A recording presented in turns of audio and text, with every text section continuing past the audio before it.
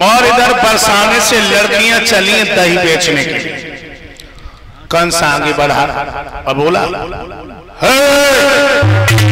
तुम पांचों लड़कियां कहां से आई हो, कहां के लिए जा रही हो?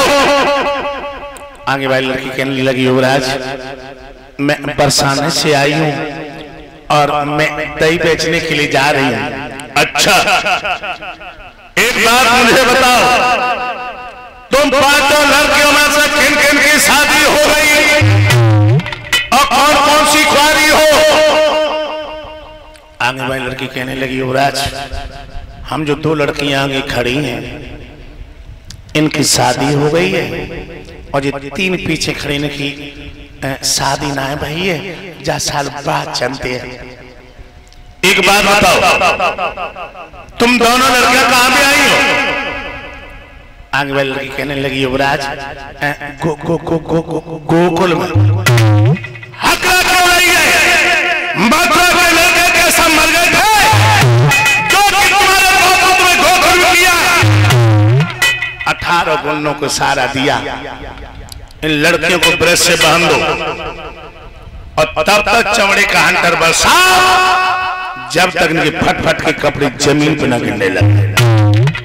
गुंडों ने पकड़ लिया, बेटियों को ब्रश से बांध दिया, जालम कोड़ा बरसा रहे हैं, खून की पिचकारियां चल रही हैं, कपड़ा फट फट के जमीन पे गिर पड़े। न निर्लज्जों को दया और न बिल्कुल हया। लड़कियां रो रही। दिमाग रखना भगवत प्रेमियों। कंस आगे बढ़ा और कहने लगा, तुम तीनों लड़कियां खड़ी खड़ी मौत की तरफ क्या देख रही हो? ये सारे शरीर के कपड़े उतारो और छाती के बाद हाथी पे चीख नहीं पड़ा, काट ली चीख। बेपर्दा करके चलू माना छाती के बल से धरती पर।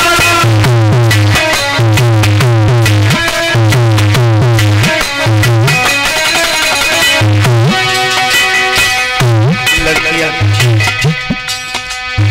छाती के बल धरती पर चल रही है।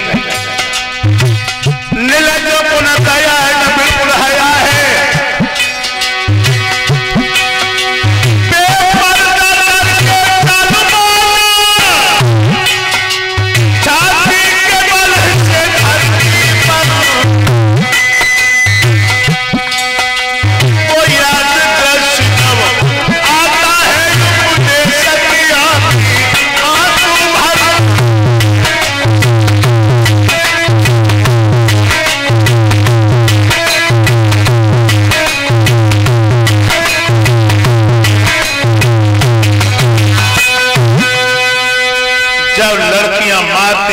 बेहोश हो गई। कंस ने हाथ उठाया, गुंडों ने मारना बंद कर दिया। जिस समय लड़कियों को छोड़ा, अपने घर पहुंची। जब इनके बाबलों ने देखा है भगवान प्रेमियों, एक बहुत बड़ा प्रतिमंडल लेकर के महाराज उग्रसेन के दरबार में पदार्पण किया और कहने लगे, महाराज देखिए तुम्हारे बेटा युवराज कंस ने मेरी बेटियों के साथ में क्या अभद्र व्यवहार किया। जब राजा प्रजा पे अत्याचार ढाएगा, ये प्रजा कहां के लिए ढाएगी? जब शेर बन कोई उजाड़ देगा तो अपने को कहां छिपाएगा? आज की कन्या में गरीबों घटियों की वो चरमराहट मथुरा का तख्त पलट जाएगा और ये काया कल्प हो जाएगा। और कहने लगी, महाराज अरे बेटी न तो ना तनिहारो,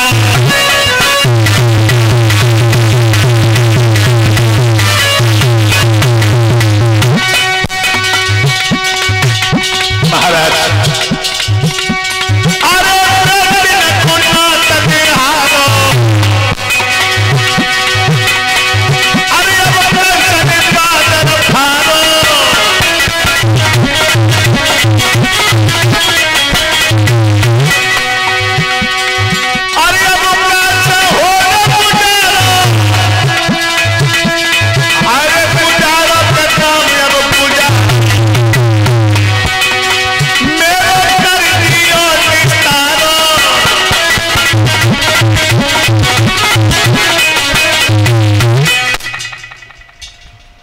महाराज कहने लगे मेरे बेटा कंस ने ये दशा की है। कहने लगे महाराज हाँ, भरे चौराहे पे मेरी जवान बेटियों की निवत करके मार लगाई। महाराज कहने लगे मेरे बेटा कंस को दरबार में बुलाया जाए। कंस आया। कंस कहने लगा कहिए बूढ़े बाप क्यों याद किया है बेटा को? कहने लगे बेटा ये जो सामने लड़कियां खड़ी हैं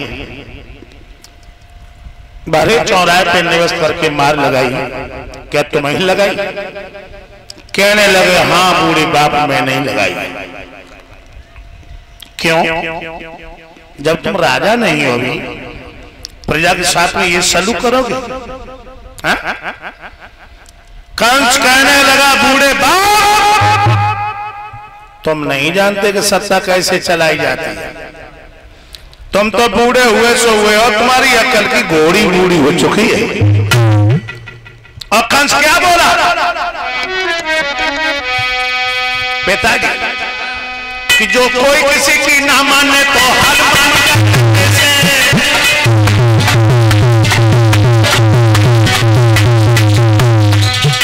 जो कोई किसी की ना माने तो हल मान जाए डंडे से, डोरी के लकड़ी पकड़ा पाँव जमा दे डंडे से, घोड़ी को चाल करा दे डंडे से, जाते हो करने लाते डंडे से।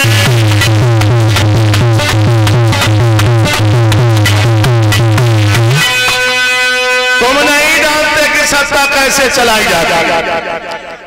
आगे कंस बढ़ा, अपने बाप का गरीबान पकड़ा और सिंहासन से नीचे डाल दिया। हाथों में हथकड़ियां, पांव में भेड़िया उठा के काल कोठी में डाल दिया और मथुरा को राजा कंस बन बैठे। एक बात और बताऊं भाई, ऋण करता पिता सतु माता चारिणी रूपवती भार्या मूर्ख पुत्र पंडिता। कर्ज लेकर के बाप औलाद को पढ़ाए। उदल सिंह बाप नहीं है, दुश्मन। ऋण करता पिता शत्रु, माता चल रही पता नहीं किस मोड़ पे कत्ल करवा दे। तुम कुरूप हो, तुम्हारी औरत सुंदर, पता नहीं कहां पे तुम्हारा मर्डर करवा दे। और लड़का पागल है, पता नहीं कहां मरवा दे। महाराज हुसैन कहने लगे बेटा कंस अगर तुम मेरे बेटा होते तो पिता के साथ में ये सलूक नहीं करते। और फिर सत्य भी है। महाराज हुसैन कहने लगे बेटा अरे नहीं ना तू माने अपनी, जय हो आपका नहीं है गुरुदेव, और असल अंश तुझ में तेरे बाप का नहीं है। चले अंश तुझ में तेरे बाप का नहीं है। चले अंश तुझ में तेरे बाप का नहीं। सुने कहीं ना तुम्हारा अपनी, जय हो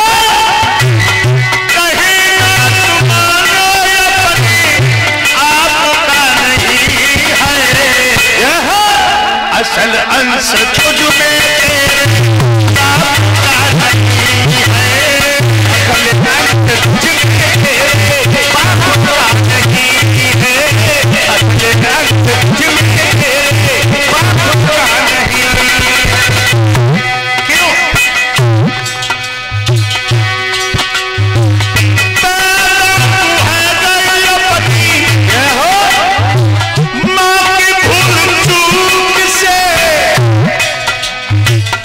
ऐसे दूधता है जैसे दूधता है दूर से, दूधता है जैसे दूधता है दूर से।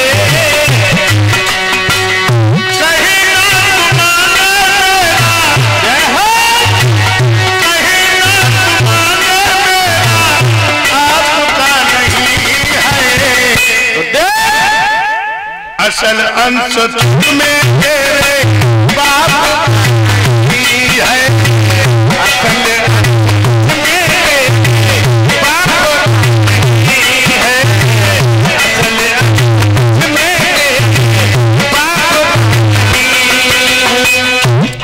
मथुरा पुराजा कंस बन बैठो। देखिए विजय ऊंसा तो करेला करगु अथवा नीम प्योर पौड़ी हो। अब कंस ने क्या आदेश दिया? ओए मथुरा के लोगों, तुम देख रहे हो मेरे बूढ़े बाप राज के लायक नहीं रहे। मैंने हाथों में हथकड़ियां, पांव में भेड़िया उठा के काल कोठी में ढोक दिया। बहुत अच्छा किया। आज से मथुरा का राजा कंस है। कंस बदमाश की जय हो, कंस भगवान की जय जयकार हो। कंस राजा नहीं है, कंस भगवान है, भगवान। कंस बदमाश की जय हो, कंस महाराज देवता की जय जयकार सरकार हो। और मथुरा के लोगों कहिए, आज से मेरे शासन में कोई कहीं पर हवन कीर्तन नहीं करेगा। तो क्या महाराज करेगा? दीवारों पे मेरा नाम होगा। अच्छा। अरे जितना घी तुम यज्ञ में जलाते हो उतना खाओ। अच्छा। और अपनी बॉडी को मजबूत बनाओ। ठीक है महाराज। और बताइए महाराज। और बताओ जी। एक बात तो और है। कौन सी है? मैं अपने शासन में किसी को दुखी नहीं देखना चाहता। दुखी ना देखो चाहता? मेरी आदत नहीं है दुखी देखने की। अच्छा। अगर तेरे भरे दरबार में कोई दुखी हो तो कंस भगवान से निसंकोच होकर फरियाद करे। अच्छा। महाराज हम बहुत दुखी हैं।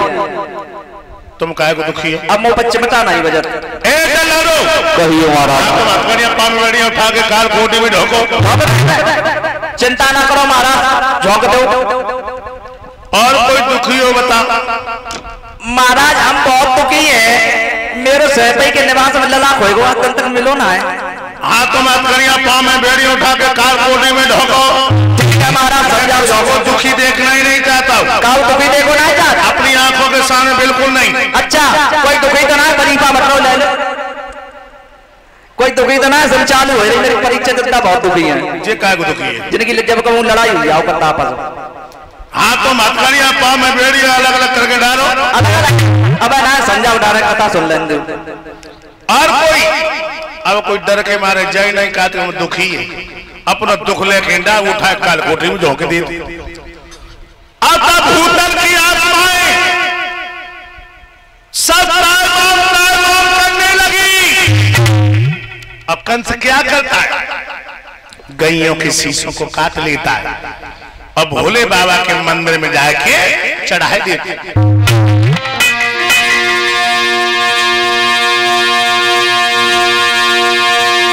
कि वेदों के सपे अग्नि में थे,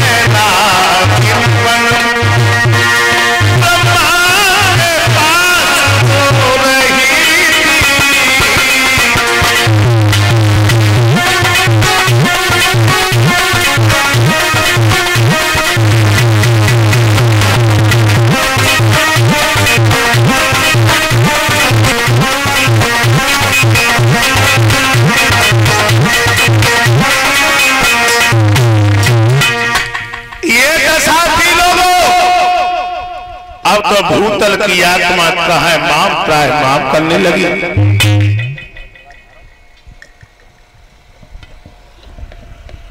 भाइयों,